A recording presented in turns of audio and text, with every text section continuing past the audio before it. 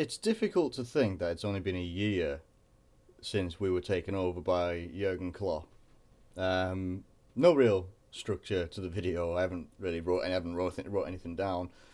It's been a year to the day today when we were graced with the presence of Jurgen Klopp and the wonderful things that have happened since to Liverpool. I'll always remember back when we had Brendan Rodgers, and I think some mates will say as well, that I was a supporter right up until I felt I couldn't be a supporter of Brendan Rodgers. That I thought he could possibly turn it around. I was believing that, the same sort of belief that I had in Balotelli back when he first came, in that I was trying to believe as much as I could that he would turn it round and he would come good and be a good player for us. Same with Brendan Rodgers.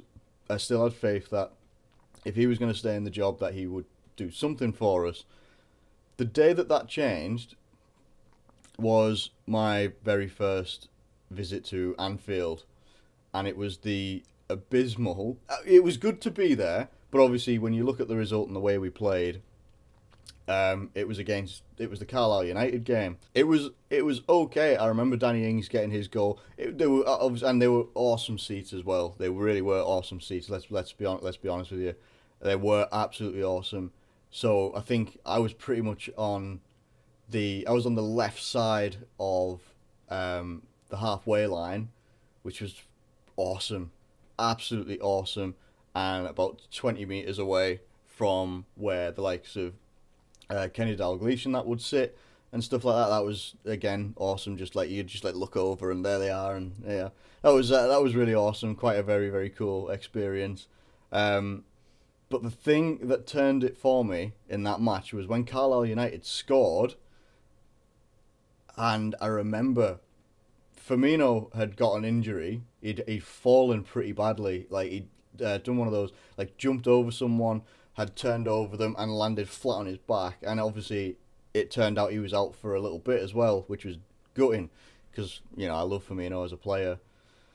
All the while, right up until Carlisle United were about to get their goal, so up until that, he was Brendan Rodgers was preparing a substitute, and I can't remember. I think it was Divock Origi who came on to replace Firmino. When their goal went in, Brendan Rodgers didn't even look up, didn't even look to see what had happened, why the Carlisle United supporters were all yelling and shouting and stuff like that. Didn't even look up at all. And I just looked at that and I just thought, what the fuck?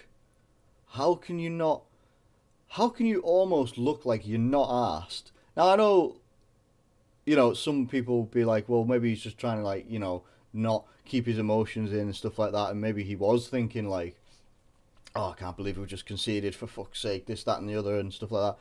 But he brought on the substitutes, and then he sat down. And then he sat down for pretty much the rest of the game as well. Did not get up whatsoever. And that was the one thing I noticed all the way through. I just couldn't believe that. I was just like, how are you not up and down this touchline? Now, you obviously, I was literally sat right in front of the dugout, so I could basically just stare a hole in Brendan Rodgers' back. I really could. It was just, that's pretty much where I was. That's where it changed for me, for Brendan Rodgers, and I knew that something was going to have to change. Obviously, the Everton game comes. You get the famous moment where, probably more famous than the actual sacking itself, was Thierry Henry's hand on Jamie Carragher's thigh, which they've mocked this week. I couldn't believe all the way through the next couple of days and stuff like that, until Jurgen Klopp actually got unveiled. I couldn't believe that we were going to get Jurgen Klopp. I just couldn't. And the reason that I thought that we weren't going to get Jurgen Klopp was purely because I didn't think at that time we were good enough for Jurgen Klopp, for a Jurgen Klopp. I was still doubting that we'd be able to bring someone in like Jurgen Klopp. I didn't think. I as I say, I just didn't think we were good enough. I couldn't see why a Jurgen Klopp caliber manager would be looking at us thinking, I can do stuff with you, I can get you better, I can make you better and stuff like this. And I thought we would be lucky as hell. Apart from Suarez, Jurgen Klopp would be the biggest signing that we would ever make if we were to make it. And I was doubting that we'd be able to pull it off because I know what we were like in the transfer market with players. We were slow as hell. Like, especially under Rodgers, we were really, really slow. Couldn't pull the trigger. Players going other ways and stuff like that. It was what it was. So I just didn't think that we were going to pull it off. Then when the day comes, and I'm always one of those, even with players, I'm always one of those people that I don't believe in rumours and stuff like that until they are sat in front of the Liverpool backdrop, actually signing something. I don't believe in stuff until that actually happens, because obviously Liverpool Football Club, and if you're any sort of big club as well, you get linked with so many different types of players all the time. Obviously we got linked with Higuain this summer as well. Come on. There's going to be rumours all over the place. I don't believe in stuff until it actually happens.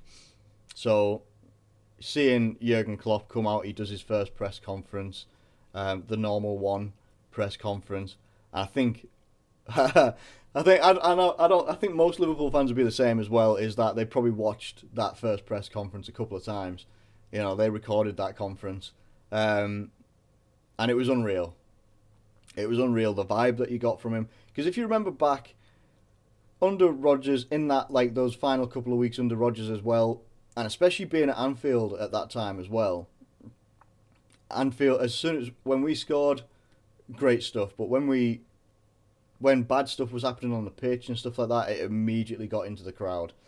Like, everything just fell quite quiet, and I was quite surprised at how quiet Anfield was when it goes quiet. I still can't believe it sometimes, that it's only been, not only that it's just been a year, but that we have Jurgen Klopp as our manager.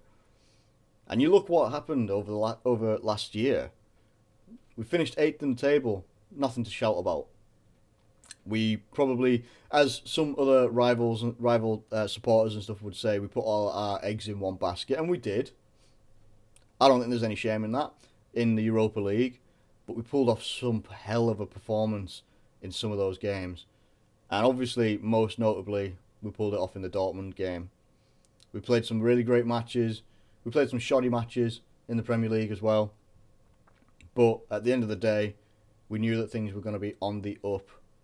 That's all that mattered to me, is that we knew that the style was changing. In the summer, he'd be able to bring in his players.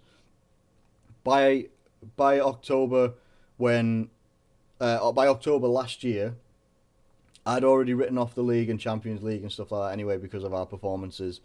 And I think I was right too, as well, and I certainly wasn't going to criticise Klopp for his style of play. They weren't his players. He hadn't chosen those players yet. And he hadn't brought in any of his other players that he'd wanted to bring in himself. So I wasn't going to blame Klopp for, us not getting in Champions League. That just wasn't going to happen, unfortunately. So I was quite happy to see us go full throttle for a trophy.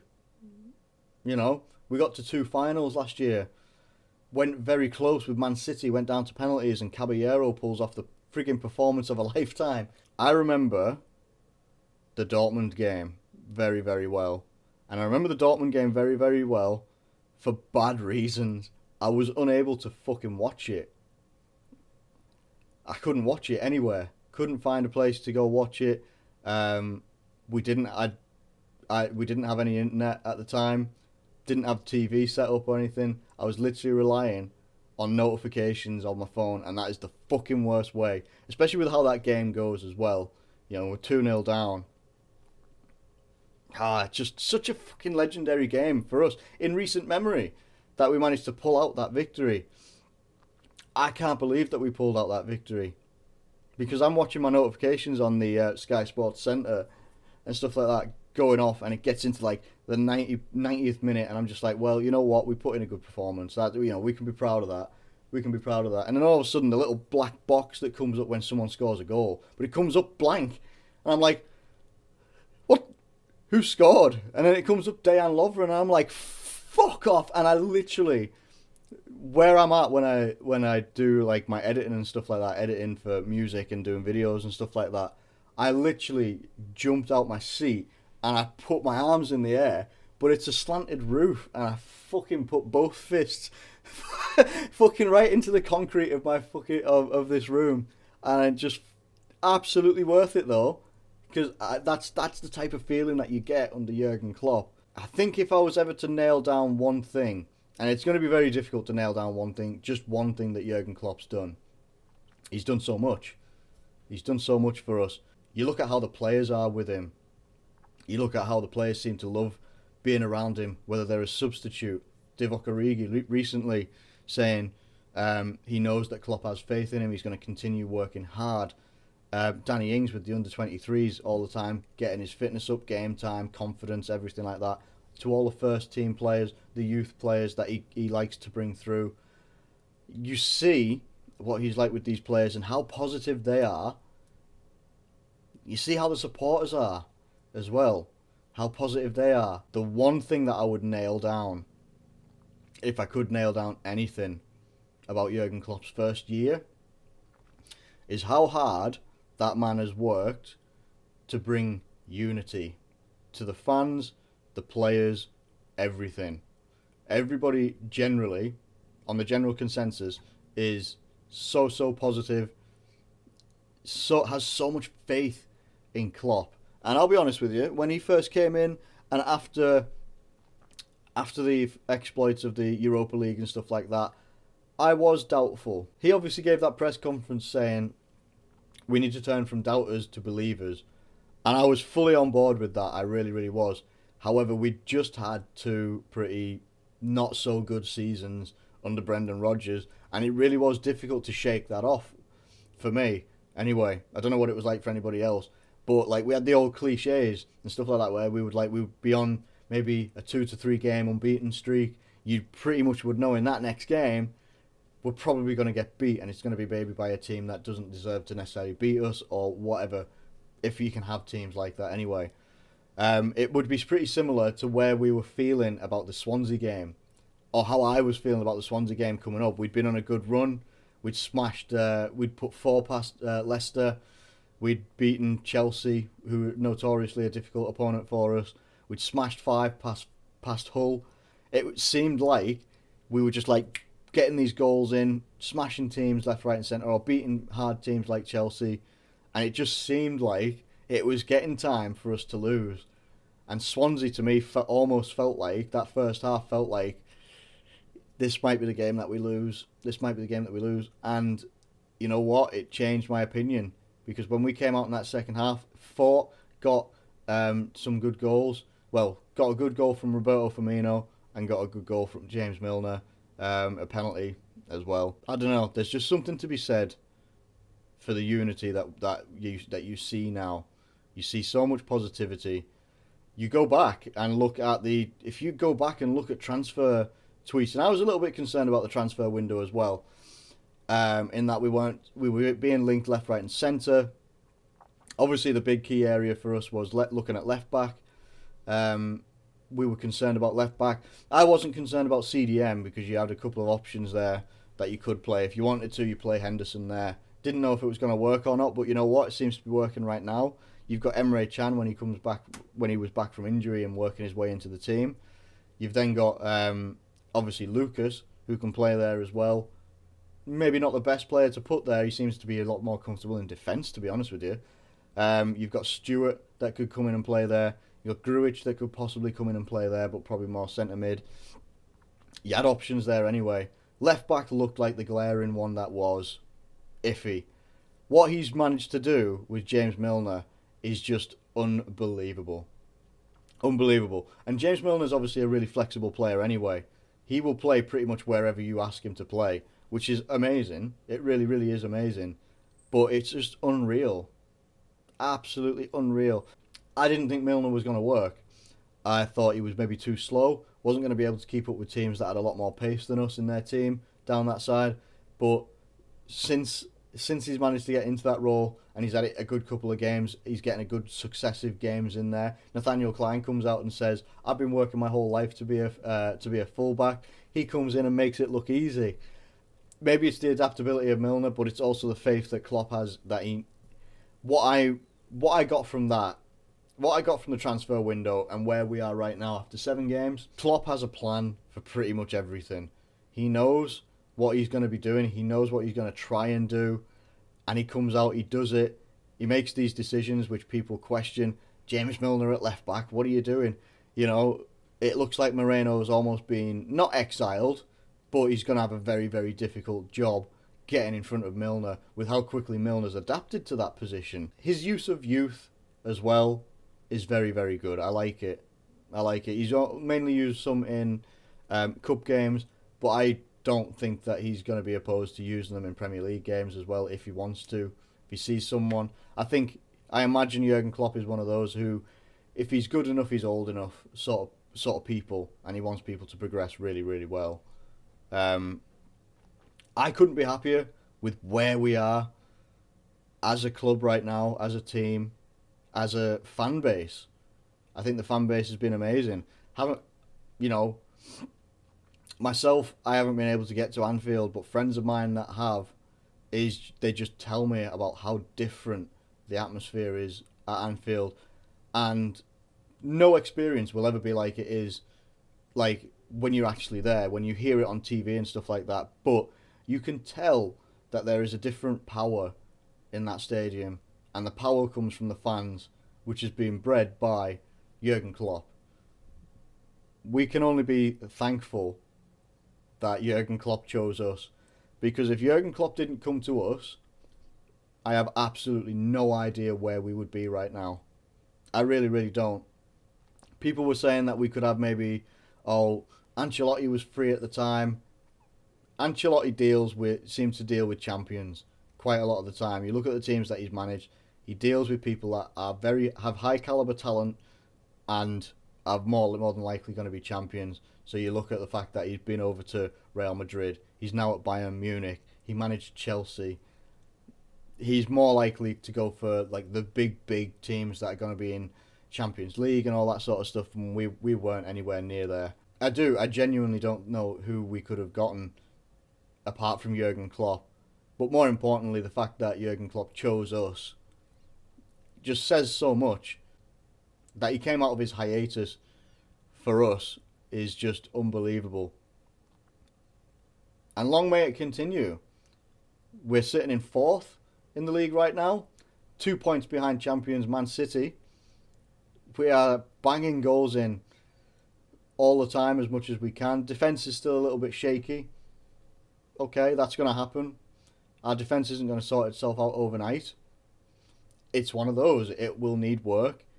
But as long as we continue to work hard, and we as supporters keep supporting as hard as we can, as much as we can. People say Sadio Mane is probably our best signing since Suarez. I'd counter that with Klopp. Sadio Mane, don't get me wrong, I'm not saying Sadio Mane is not a great player. He's fantastic. I absolutely love Sadio Mane. None of this would be possible without Jurgen Klopp. It really wouldn't be. I am not pensive about any game that we come up against now. Any team. When we come up against Man City, I'll feel confident. When we come up against Man United, I'll feel confident. We've proven so far this season that we can beat any team if we take our opportunities, if we play the right way, if we play our way. We can do it, and I think we will do it. I'm looking forward to the rest of the season, seeing what happens, where we finish. I'm predicting a 4th place finish for Liverpool. We could go higher. Definitely could go higher. Maybe some domestic trophy success as well. I know Jurgen Klopp he likes to get some form of trophy, takes every competition seriously. And why not? You've got to reach for the top. If you don't reach for the top, you don't know where you'll end up. It's almost dreamlike. It really is.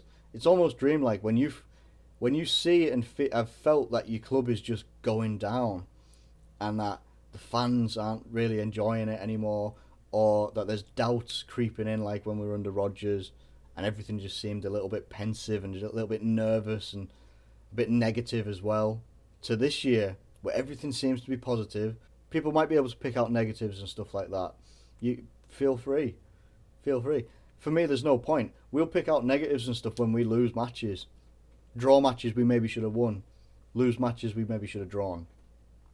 If that happens this season, that's fine. That's no problem. I'm okay with doing that. We'll pick out our faults. We'll pick out our negatives then. Right now, there are no negatives when it comes to celebrating 1 year of Jurgen Klopp being in charge. 1 year of having a great person, great manager, someone that the players all sing the players all sing the praises of.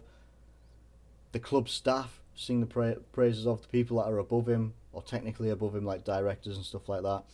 The fan base absolutely seem to love. He's a magnetic person. He's infectious in the way he comes across in interviews and stuff like that. The way he comes across, like when he did MNF, and I don't think that would have just been Liverpool fans watching that MNF. That would have been other teams, rival teams fans as well watching that, because that was incredible. It was really, really good. Yes, it got slated by some like Alan Shearer, like what is the point of this or something like that. But at the end of the day, it was very, very good. Look, I'll wrap this up and just basically say happy 1 year to Jurgen Klopp. I'm hoping everybody feels as positive about where we're going in this near future. I think it's going to be amazing. I think it is going to be amazing. If I was to let myself get carried away with it, I could really go like full throttle away with it. I always retain it back a little bit because you never know. But I think things will be good. I think we're in the safest hands that anybody could ever be in. And again, we are so fortunate, and we can never ever forget how fortunate we are, because we could be in a worse position.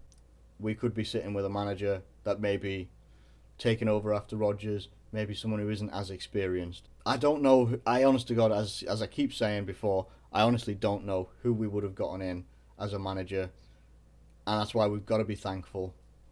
We have to be thankful for everything that has come our way since Jurgen Klopp took over, and everything that man has and will give to us. Thank you very much for watching, and I'll catch you later.